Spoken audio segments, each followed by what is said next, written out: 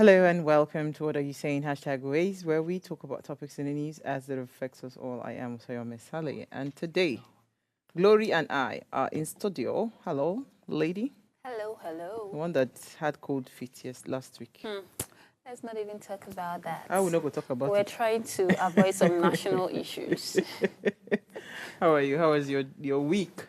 This week has been quite productive. Today we had our Q3 strategy session, and it's always an interesting time because today's strategy was sort of different because we have trainees and interns. So just seeing them trying to understand the process of how these things are done is really exciting. And knowing that I'm able to groom people to be able to do things like that, to me, it's like, okay, nice work. That's nice. So, what do you do specifically? Do you mean in the strategies? We basically talk about performance of the company, what are the projections and what are the results currently, how do we re-strategize, how do we achieve more, how do we re-strategize, and just like what are the steps, what are steps we can take to catch up if there are maybe some fallbacks in some of the strategies we set for the year. So it's something like that. Nice. I see that you like work. Well, what can we do? I always say to people that, some people are actually forced to do work. For somebody like me, work is where I find joy. So some people like to go parties, go and just dance away their life and their sorrows away. I don't really particularly enjoy that. So some of the things I love that are fun is work. Especially when you are in the middle of building something new, or maybe you have a great idea that you're trying to just expand on, like tasking your brain to think creatively. Those things I find very fun and I find interesting. Unfortunately, some people don't think so. So if you want to catch me either in my house or somewhere just trying to think, and I like to reflect on a lot. I don't know. I feel like these days there's so much noise out there and too many activities.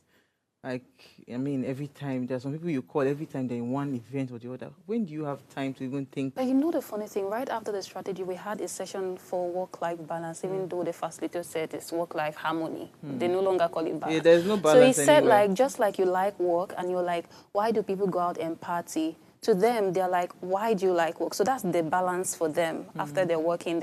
For you, it's like, That's the harmony. that's the harmony. For you, it's like, let me just keep going. Somehow, maybe because it triggers you to think creatively or do something different. I think I'm able to suppress a lot of things because of the responsibilities that I have on my shoulder. Do you get what I'm saying?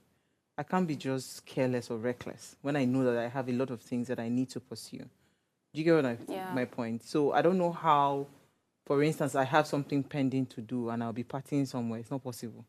You can't catch me there. I get you.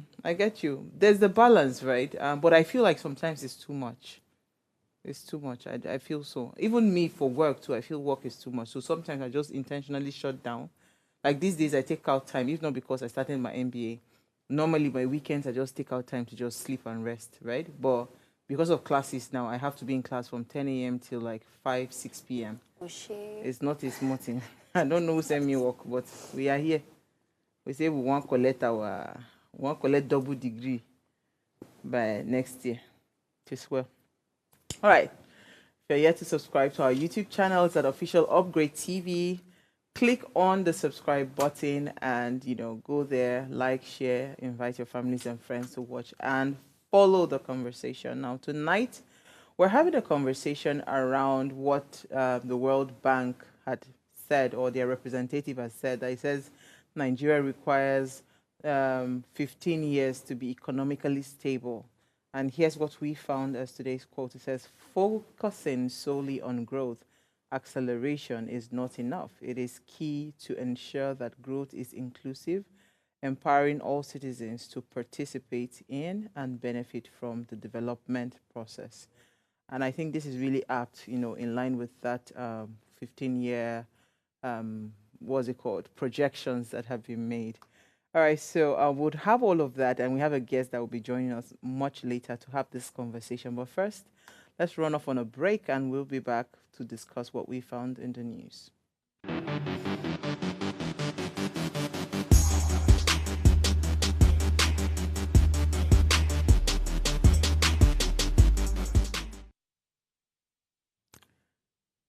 All right, thanks for staying with us. Now, World Menopause Day is observed annually on October 18th and serves as a critical platform for raising awareness about menopause, with a specific focus this year on menopause hormone therapy. The theme aims to address ongoing controversies related to the menopause hormone therapy, including its benefits, risk, while promoting informed decision making amongst women regarding their health during menopause. Now, the primary goal is to raise awareness about menopause and the various support options available for women navigating this life transition. The emphasis on menopause health therapy, right, highlights its role in alleviating common symptoms such as hot flashes and mood swings. Now, the theme for World Menopause Day 2024 is menopause hormone therapy. Menopause and menopause hormone therapy. So I remember when my mom was going through menopause. I knew. Okay, so I didn't know then, but when I grew older, and I now found out that that was one of the symptoms. Because I was just wondering, Mommy, why are you sweating? Everybody is normal. Why are you sweating? She would not say, at the hot, and her mood would just go off, and she would be sweating like profusely, just sweating. I said, kilo day. Why are you sweating? Everybody is normal. Why are you sweating? What's going on? I said, Mommy, it's because you are just calm down. You'll be fine. So she didn't even explain to us that those were hot flushes. But hey, it was later I found out when I was on another TV show, on one of our anchors on the show, the co-anchors. She was going through menopause, so it would you'd like literally just break out in sweat all of a sudden. I said, okay. Wow. So that was when I was not educated that this is what menopause is about, blah, blah, blah. I said, okay. I mean, I don't have anything to say because what will I say? I don't think I don't know, maybe I've not noticed or anyone, right? going through that. I don't know. Those are the things that women have to go through. Sometimes I just tell men, you should just. Last night when I got home, I was really, really feeling very tired and sick and weak and all of that. So I just decided, you know what? Because once I pay attention to my body, because I don't want to break down. So once I start to feel like that, I said, okay, you know what? Let me take an extra 2-3 hours to just, rest and sleep and all of that. And again, your monthly cycle is coming. Everything is just going haywire within your system. Your body is like, your temperature is like 40 something. It's just everywhere. So sometimes when I see some kind of statements that people make, I said, do you understand what it means to be a woman? Like, and because we've all, most of the women that go through especially painful menstrual cycle, you've gone through that, you understand? So your pain threshold is quite high compared to the Have you seen when they do some skits on Instagram and they show a man with a cold and a woman with a cold, how she's still going about her day? But men, you just get one small this thing like this, the whole world, you lie down, you're useless. Women go through a lot, honestly, and this menopause is a big deal.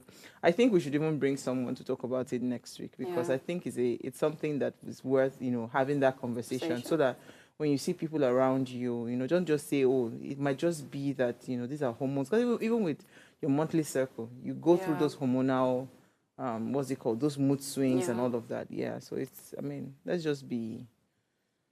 let's be what's it called, empathetic towards the plight of women. Okay, so what did you find for us in the news?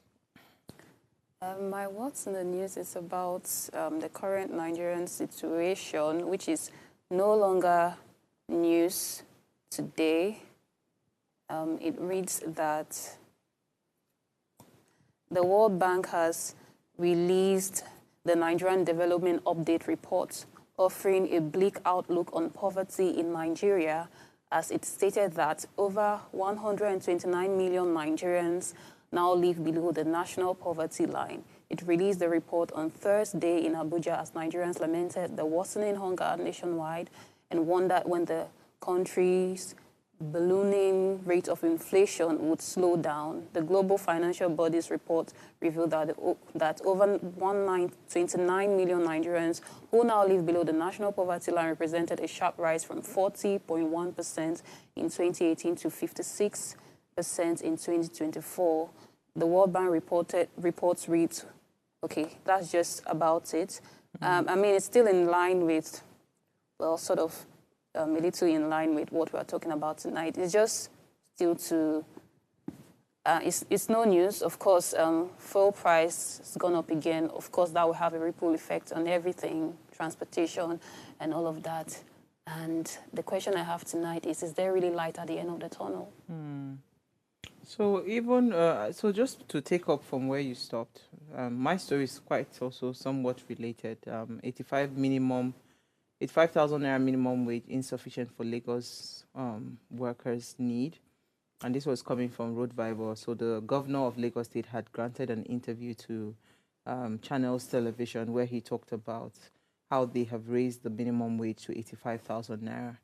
And that he's hoping that he'll be back in January to inform the media house that they had also raised it again to 100,000. So of course the gubernatorial candidate for Labour Party, responding to that interview, had put out a tweet on X where he said that 85,000 naira minimum wage is really nothing. That every average Lagosian requires at least 100,000, to be able to survive. Again, because of the unique nature of Lagos, right? The transportations are off the roof, rent is also high. That there's a lot that is really, impacting the average person in Lagos. And the truth is, I agree to some extent with him.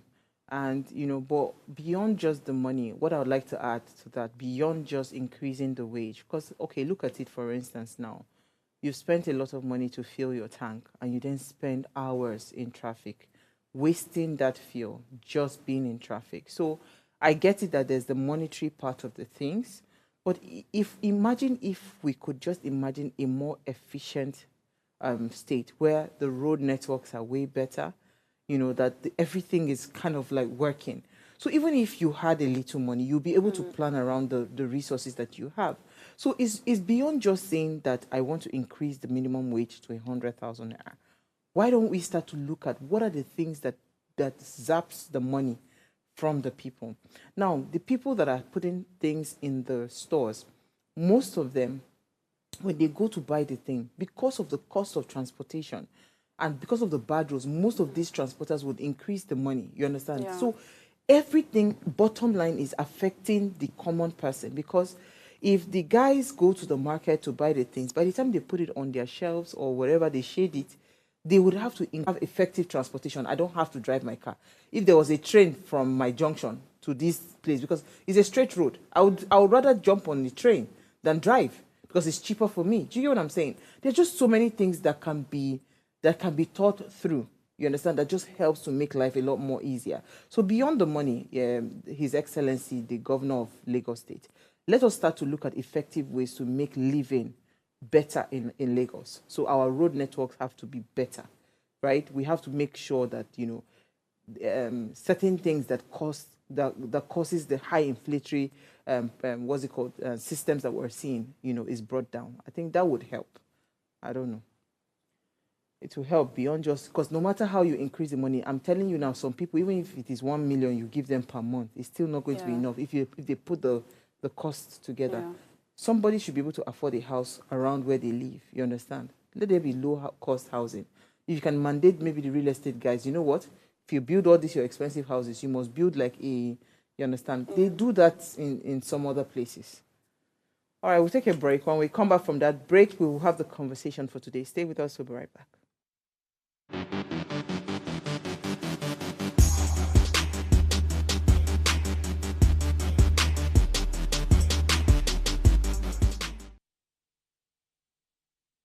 All right, thanks for staying with us. Now, tonight, we're having a conversation around World Bank's projection for Nigeria's economy or economic growth, and how realistic that would be According to World Bank, they said that Nigeria must maintain its ongoing economic reforms for the next 10 to 15 years to launch itself as a leading economic power in sub-Saharan Africa and the global stage. Now, the senior vice president of the World Bank Group, Indemnant Gill, as he gave this advice at the ongoing ceremony of the 30th Nigerian Economic Summit in Abuja. Gill said that these reforms are crucial for ensuring sustainable growth and development, allowing Nigerians to compete with other emerging economies worldwide. He noted that while implementing these reforms would be challenging, it is essential to preserve, or rather, it is essential to persevere, while also commending the Central Bank of Nigeria for the unification of the exchange rate.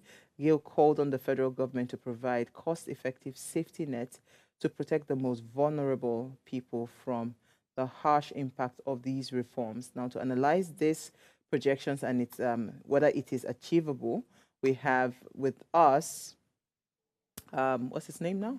We have with us a guest. I'm trying to find his name. Ayodele, yes. Apologies.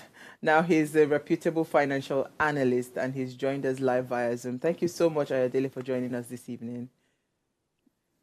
Good evening, Paul. Thank you for having me. Yeah. So that's Daniel Effah, right? Yes. Okay. Apologies. All right. So when I saw this today, I promised myself I want to be very calm. I'm not going to shout. In fact, going forward, I will repent. No more shouting on this show. We know you. I know. I must repent. I must repent. You will be shocked. I will shock all of you. So when I saw that, I actually watched that clip online where our daddy said we should we should give Nigeria 15 years. Gil. First of all, what's your general what's it called, summation on that speech that was given? Before we even talk about the realistic, what's it called, how realistic that would be, and if at all it is achievable, and and maybe by the time it is 15 years, whether we all be alive, because prior to that day, 2 days prior to that day, the president's wife had said we should give the president 2 years. Then this man now comes up and say we should give the president or the government 10 to 15 years. So just tell me what your general assessment of the situation is. How realistic is this projection? Okay. I think that I'm going to take the entire speech. Can you hear me, please? Yes, we can hear you clearly. Go ahead. Yes, go ahead. Okay, so I'm going to take the entire speech from the angle of the 15 years cited, from the angle of when he said that we've done it before, citing the President Obasanjo era, and how we're able to get ourselves to a certain level by year 2010, 2012, 2014. I will take that as a reason of why he's saying we need another 15 years to actually get to where we need to be as one of the biggest forces in the emerging economy space, right? So for the difficulty, I don't think any Nigerian will survive 15 years of what we are going through at the moment. The World Bank is doing its job in terms of discussing possible solutions to our problem, right? And you can't fault them. It's simply using the data to analyze whatever is happening. However, what they are not factoring is the will of the policymakers to really go through with any economic plan they set out, one. Number two, to also ensure that the people that these policies are meant for are carried along in the policy implementation itself. So when you look at what the World Bank said in terms of how long it takes us to really achieve economic dominance, yes, 15 years is the correct time. However, are we going to keep up with this policy direction that will get us to the projection that the World Bank said? 15 years. like Uwa rightly said, I hope we'll still be alive by then because this is barely 2 years. Barely. And look at the amount of We will changes. be alive. Okay. I read an article by a journalist called Farouk. It's really, really a brilliant write-up. There's a lot, so I'll probably not be able to go through. And he said that, let me just read maybe the first 3 lines. So the President Bola Ahmed Tinubu's administration likes to psychologically anesthetize Nigerians who are grieving from the hurt of its economic policies. That is petrol price spike, electricity tariff hike, devaluation of Naira, by saying Nigerians are only undergoing transitory pains in the service of forthcoming permanent prosperity. But one of the interesting part of this write-up is he faulted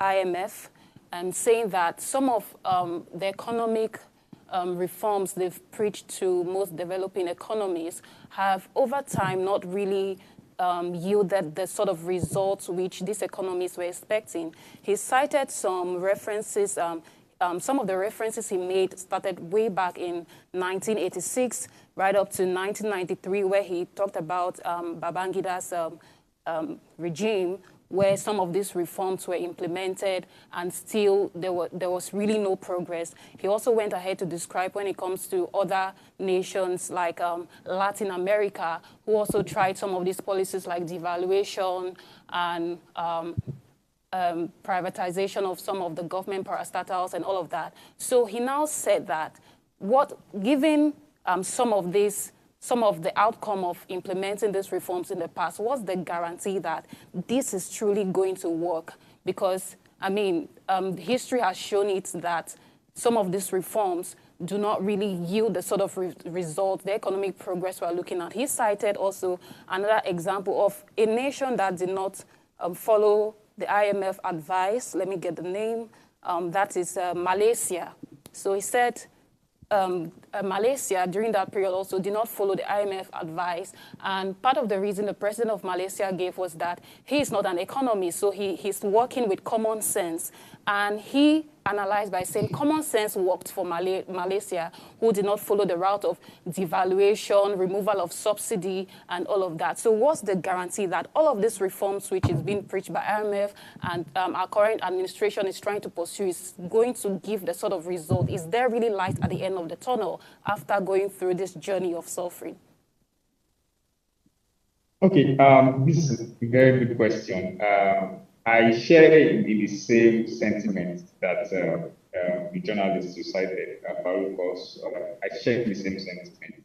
And that was why when I said earlier that you say this is a policy direction. And I said it is important that the policy is meant to be for the people. Yet if it hurts the people, then there is a problem. There is a discord, right? It's not. We shouldn't even look at Malaysia. Malaysia is too far. Nigeria, after we got the debt forgiveness, the Paris Club debt forgiveness, President Obasanjo told us we are no longer taking loans from IMF. Okay? And for the longest time, we never went to the IMF for close to 15 to 20 years, I think.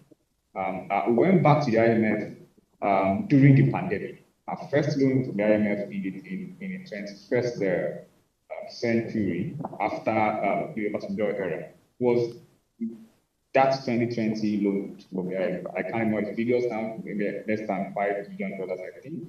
And in the conditions for those for that loan to be gotten included some of the reforms that we are seeing now, subsidy removal, and you find the exchange rates. So many of those conditions came with that loan, and that was the beginning of our problems. If you remember clearly, before 2020, there was never an issue with us having multiple rates. Yeah, we had the banks had their own rates, the INE had their rates, the BDCs had their rates, even the P2P cryptos and their rates. Everything was normal, everything was going on well. In fact, inflationary figures was around them, was in single digits. Up until 2019, we had about 10% inflation, 10.17 thereabout inflation figures. So we had it okay up until that period, we took the loans and the conditions came in, and before we knew it, chasing BDCs up and down, devaluing up and down, inflation started skyrocketing. Before it just became something else, and that is why a lot of emerging economies will tell you we do not want an IMF conversation because this is what it leads to, and that is where we are at the moment. Right? These particular reforms, whether it's subsidy removal, and I am not against subsidy removal. I believe that for an economy like ours that is struggling, before the pandemic, we were not doing too well. So if we're doing very well, I would say yes, Nigerians have the capacity to pay, right? Subsidies are meant to balance the pricing scheme in an economy, right? Because then you know that you cannot afford it. Again, World Bank that is advising us to keep doing these reforms is also coming out to say we have over 120 million people that are currently poor. So if 120 million people are poor from a reform that you're telling me will come up in 15 years, what are you trying to do? They're trying to drive 150 to 170 million into poverty, or your policies are meant to help them, because a policy that is not meant to help the people is a problem, because what is the trade-off? If you say that they're removing subsidies, yes, so that government can earn more, right? When government earn more, how does it directly affect everybody in the economy? Because what the World Bank is coming up as solutions is conditional cash transfers that is only for a selected few. Because a lot of Nigerians are still unbanked. A lot of Nigerians, we still have a largely informal sector. So what happens is that you are going to be giving monies made from subsidies from the suffering of almost everybody, and just giving to just very few people. So that still defeats the essence of subsidies in the first place. Subsidies touches the entire sector of the economy. Now we have more poor people in the urban areas than even in the rural areas. Yeah, so the example you cited earlier about Lagos, you get, is the reflection of what we are saying. You get, there are more poor people in Lagos than a village, than some interior villages in Osun State. That is what the data says right now. So whatever approach it is, you get, and that is what my question lies, is if you are telling us to removing subsidies, we are floating in the naira, what is the immediate trade-off? What are you giving to Nigerians that will make, because these things are giving to Nigerians should have been paid even before these subsidies were removed. Okay. I liked Glory's analysis, especially when she talked about Malaysia. And, you know, I remember when Malaysia started being intentional about growing their economy. Every time you watch CNN, they go, Malaysia, truly Asia. They were all out because they knew that, you know, they had something, which was tourism. So they were trying to push people more to come into their economy. And like joke, you know, all of a sudden, their economy had that boom, and, you know, see where they are today. When the person talked about common sense, right? Because yes, policies might look good on paper. In fact, I wanted to ask you first of all, what exactly are these political reforms?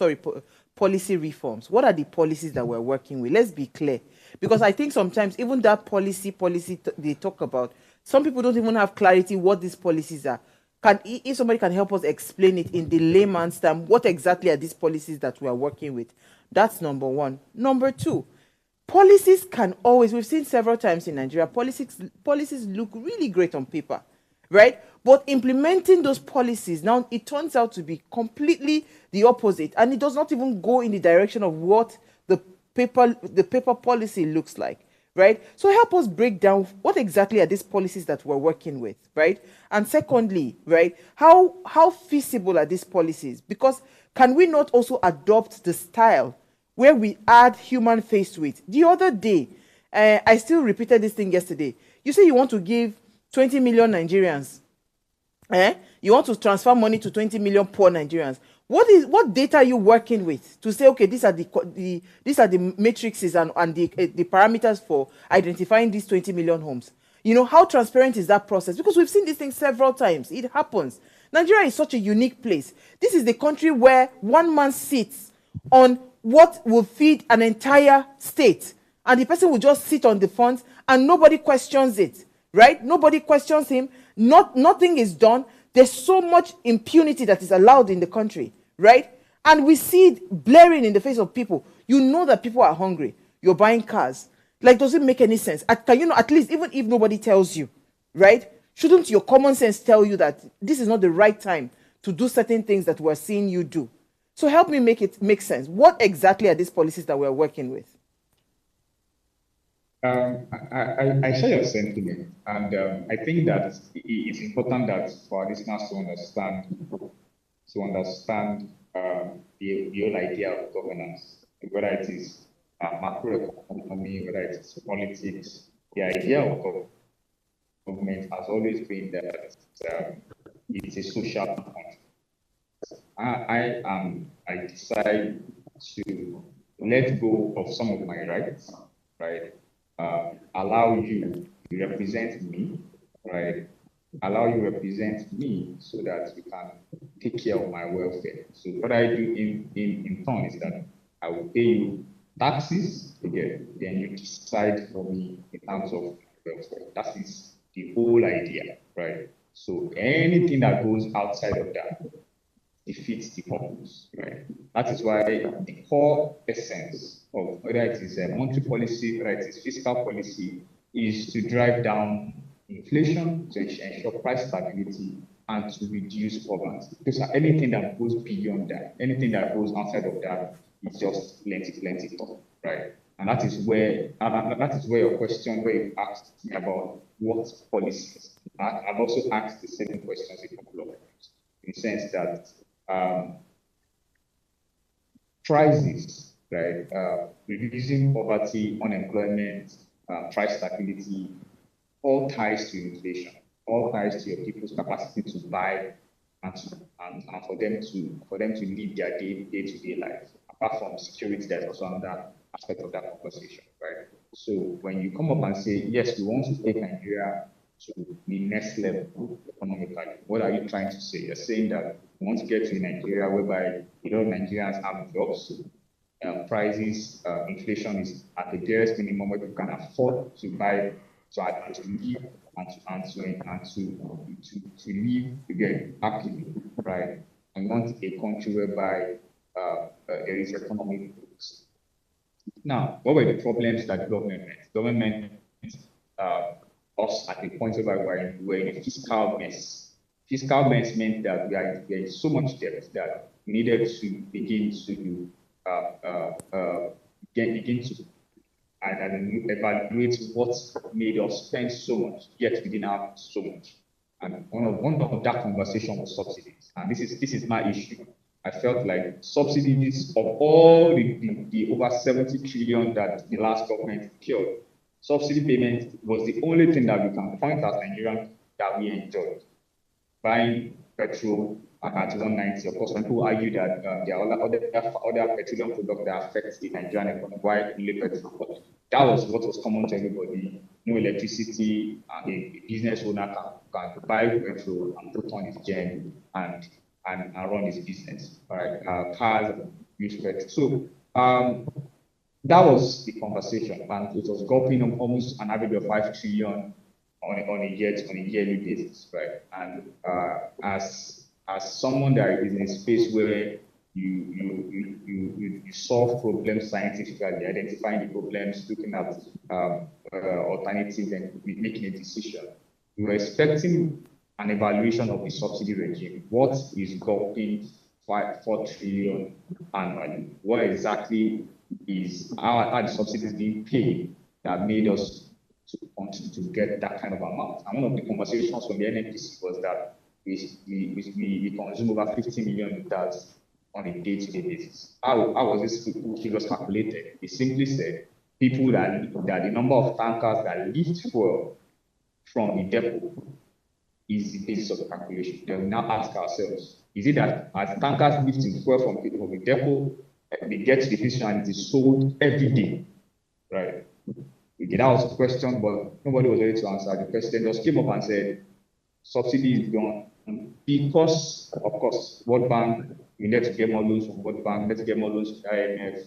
We made the announcement, and from then on, we went on a spiral from 20 to 23% inflation. Now we're over 37%, right? I don't know how Nigerians are doing it, but that is where we are. And you now begin to ask yourself, all right, what was the alternative that was provided if that was the case? You wanted to save 4 trillion truly, if you didn't want to evaluate, if you didn't want to audit the 4 trillion that has been paid on a year-to-date basis by the NNPCL, what did you provide as an alternative for the Nigerian people? So it now begs the question, what then is the essence of a policy?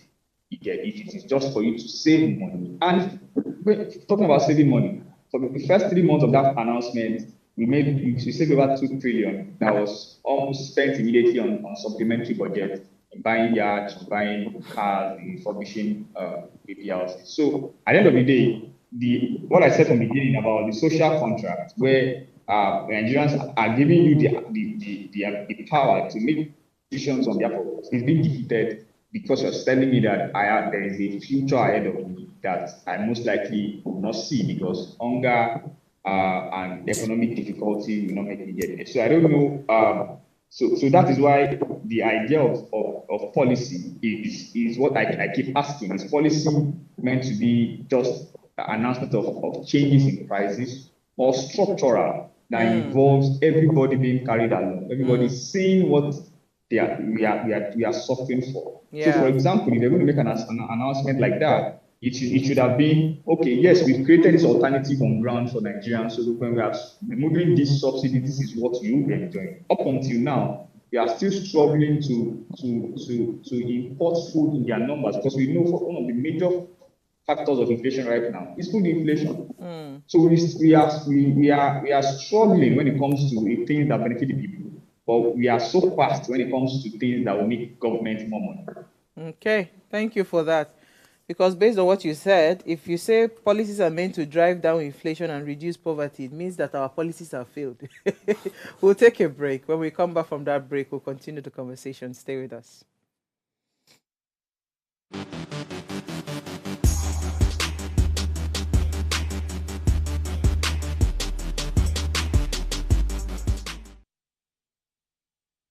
All right, thanks for staying with us. Now, if you just tuned in, we're having a conversation around this, our 15-year-old. So we should give Nigerians 15 years. We're asking how realistic is this World Bank's projection, right, for the growth of our economy. And we have with us Daniel Effah. He's the reputable, financial analyst. And I think Norma Efanga has joined us via Zoom. Norma, how are you? I'm great, Tiwa. How are you? I'm good. We're pushing. We're enjoying Nigeria. Let's be hopeful. All right, so let me come back to our guest. Then I'll come to you, Norma. So you made mention that 70 trillion was the excesses or whatever it is that they had.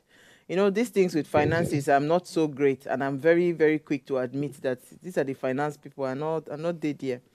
But if you say that out of that 70 trillion, 5 trillion, or you mentioned 5, you mentioned 4 at some point, 5 trillion was what they were spending on subsidy, right?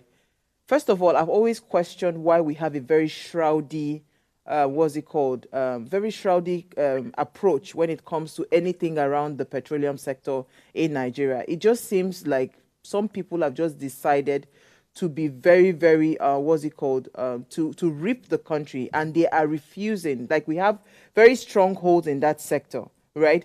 And this, and like you rightly said, these are the things that affect the common man in Nigeria. Petrol is one of the things that every human being right now in Nigeria uses, because if you're not buying it for your generator, you're putting it in your Okada, you're putting it everywhere. Even the people that pump tires, the vulcanizers, everybody's using petrol. Most people, the people grinding pepper in the market, some of them are powered by, by petrol. So now, in that 70 trillions, couldn't the government have been able to look out for what were the other things, you know, that made us have that kind of deficit? Do you understand? I suppose just focusing, like you rightly said. So why are we not even identifying the other items that is making us, you know, fall short when it comes to our economic struggles or challenges or deficits or debts or whatever it is that we have? Why is the government just hell-bent on this this commodity that is really, really supposed to be for the, like literally for the mass. This is what is called mass market. And why are they, okay, even if they want to focus on petrol, why do we still have a very shroudy approach towards the nitty-gritty of the core of what is consumed? Because like you rightly said, even if we lift 50 million liters, you understand, it's not 50 million liters that we're going to consume in the day. I mean, we can easily start to be very clear on what is the consumption. If we even start to analyze how many cars do we have on the road and all of those things. These things are data that can be achieved. But I don't see the willingness for the government to even want to even like kind of like analyze it in a way that we can make sense from it. Dubai, they have that, their petroleum thing. You know where every drop, not even, this is not, we're not talking about liter now. Every drop, we know where it's going to. Can we not have that kind of system?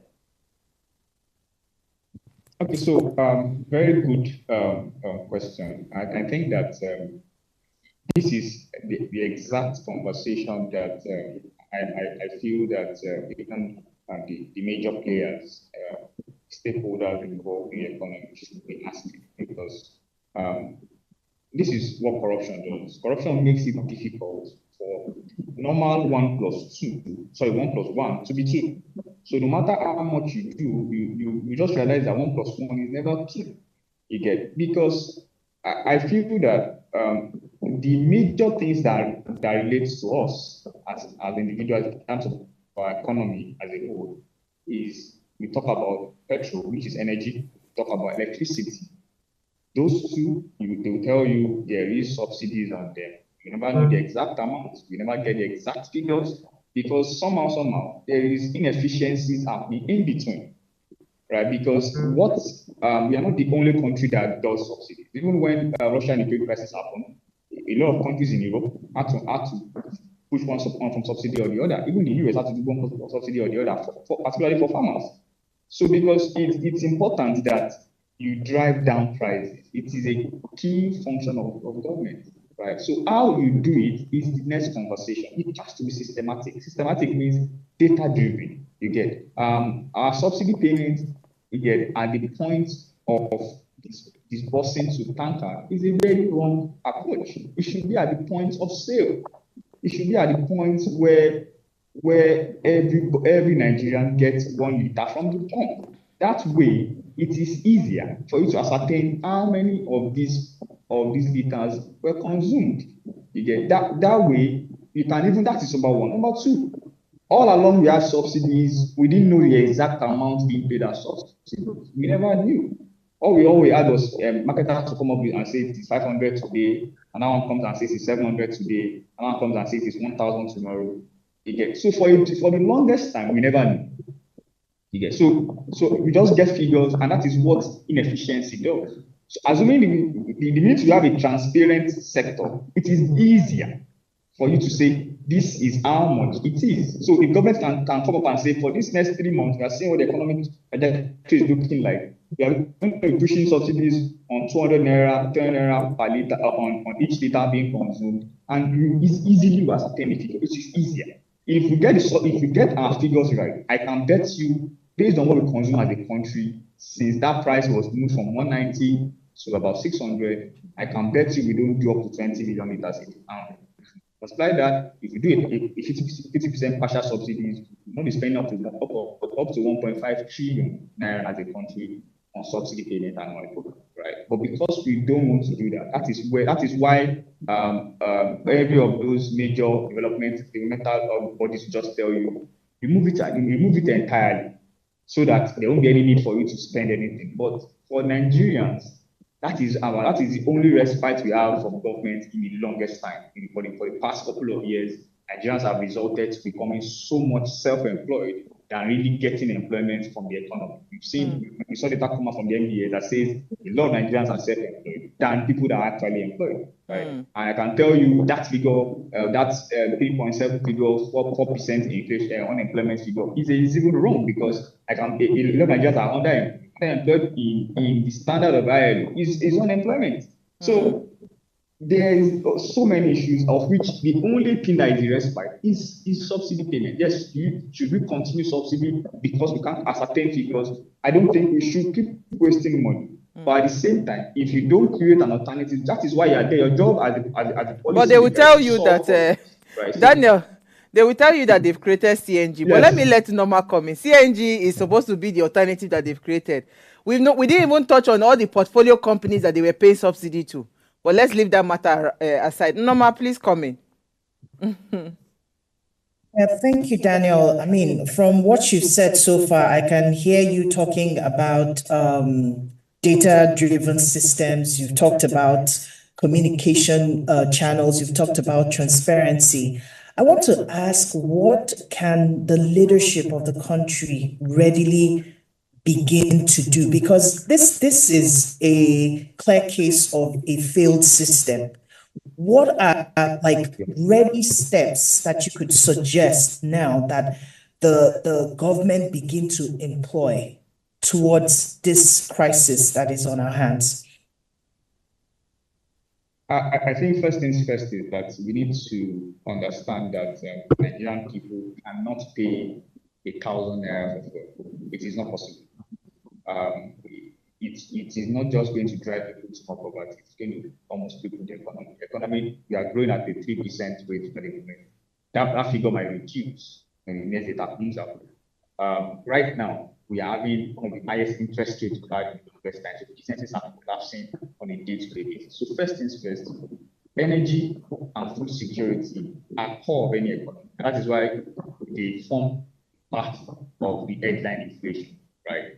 So if there is no deliberate impetus to pushing down those two things, food prices has to deliberately be pushed down, because what we've been doing, what we've been hoping on is that price will just come to a certain point and it will start descending. It's not possible.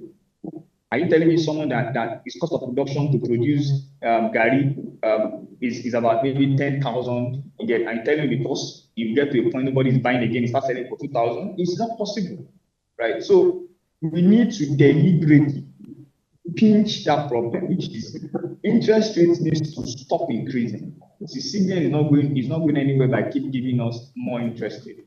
Businesses need access to cash, access to credit to keep floating.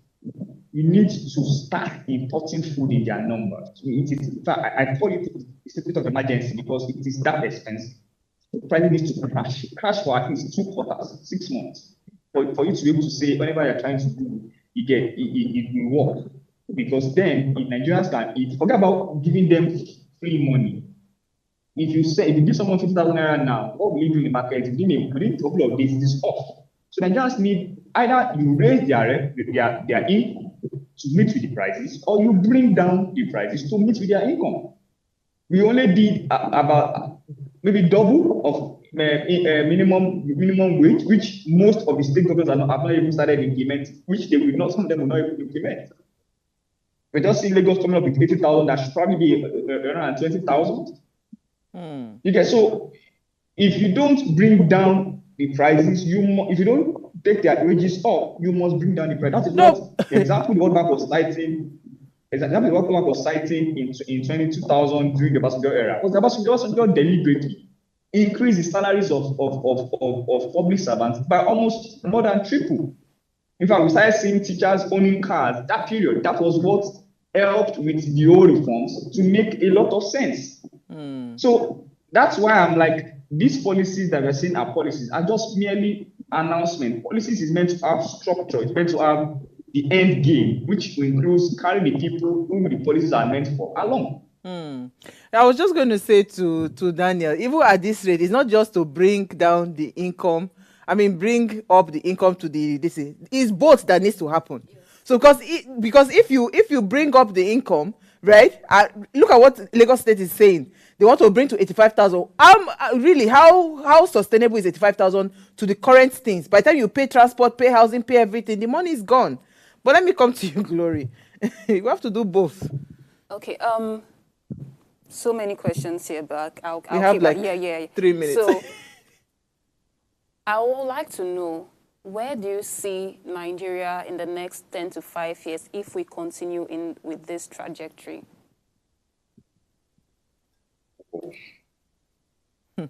Okay. Okay. If all things being equal, if this is the same way we continue, we will get to a point, maybe in 2 years or 3 years.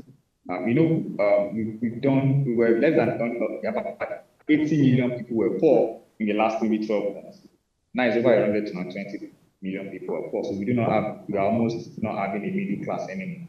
So what eventually happens is that we get to a point whereby the numbers will increase, right?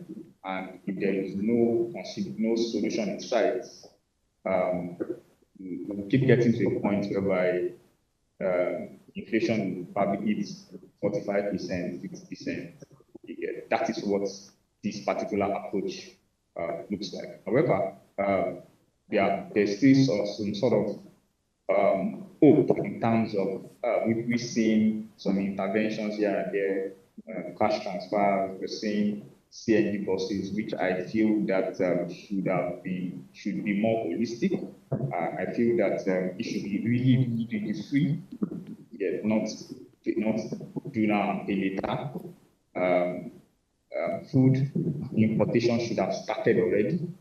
Okay, so but if those things start now, yes, we should be able to still weather the storm. Nigerians are resilient to still weather the storm and see what happens. Then we now begin to ask the question. Now begin to ask the question: the monies we are saving from subsidies, what are we going to be using them for?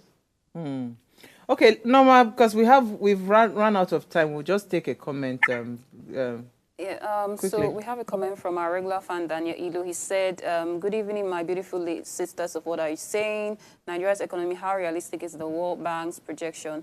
Nigerians are really tired of our economy because we are not moving forward. My dear sister Uwa made mention of two important things. She said that the person who said he can take care of 20 million Nigerians by giving them cash, how genuine and concrete is this? She added that the government is so heartless, wicked, insensitive, and they go about buying cars when there is hunger in the land. Is this government not wicked and heartless? How can they have the boldness and effrontery to say that we should wait for 10 to 15 years before our economy can improve? Is it not embarrassing and disgraceful?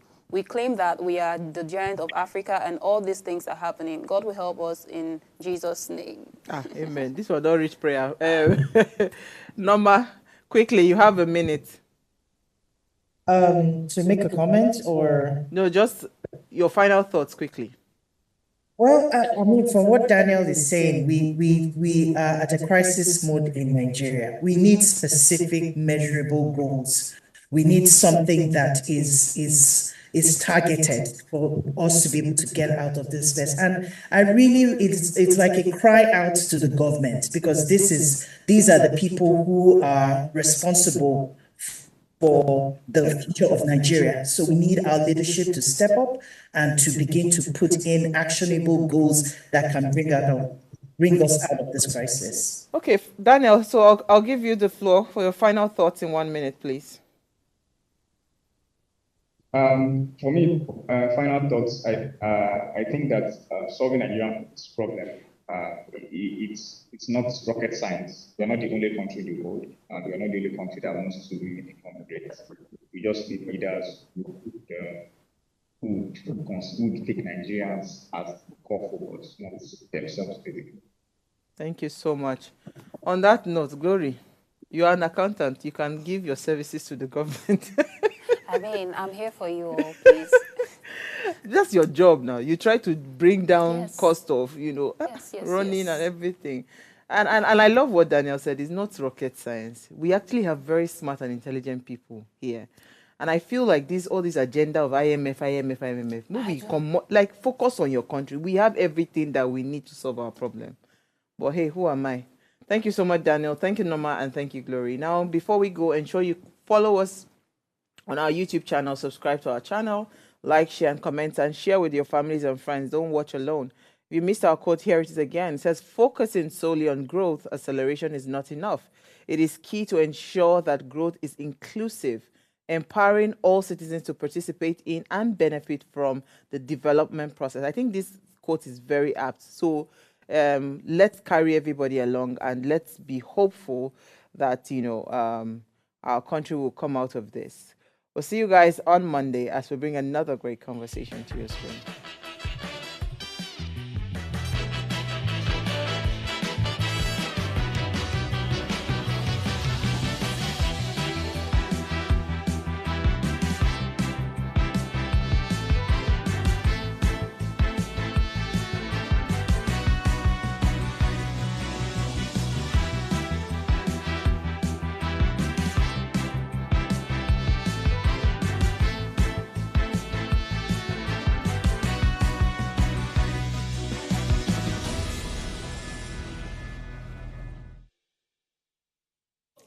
Hey guys, it's Oluchi for Ways Breakfast. Thanks for always tuning in. Our research has shown that you're probably not subscribed to our channel. What are you waiting for? Make sure you hit that subscribe button below so you never miss out on our latest content and stay in the loop with all things Ways. If the channel grows, it means more great content for you guys. So hit that subscribe button now.